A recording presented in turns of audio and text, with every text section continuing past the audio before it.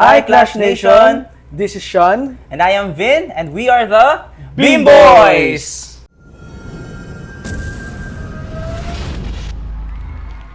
So, kailangan ko talagang bumiyahe ng Batangas para na makapag-rehearse sa kanila.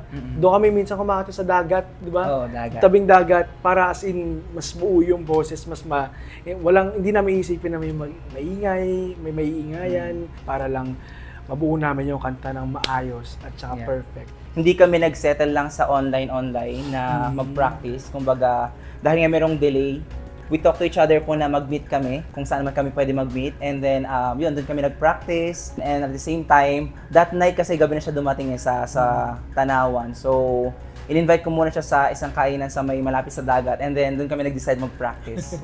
Yun. Tapos after that, pag uwi sa amin, tsaka ulit kami nag-practice with record naman siya. Ang hahamunin naming pares So far, ang pinipili naming pares na hamunin namin ay sina...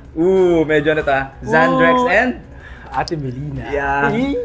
Their show has the energy level of our show. And sa amin ni Vin, para maging fair din yung laban ng papakita sa Clash Nations and of course sa Clash Panel. Gusto namin yung fair fight and of course and at the same time, nandito tayo para lumaban, right? Yeah. And gusto namin sila makita naglalabang isa't isa. Yeah.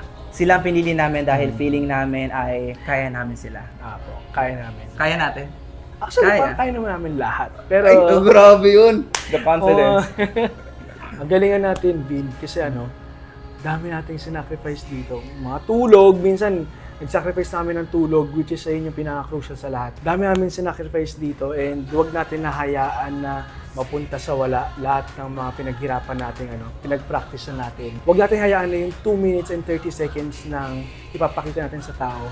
Panghinaan tayo ng loob dahil malalakas din yung other partner. Sa akin naman, kakanta tayo, hindi lang basta iparinig sa audience sa mga nakikinig sa TV. Kakanta tayo mula sa puso at ipaparamdam natin sa kanila mensahe ng kanta. Again, this is V.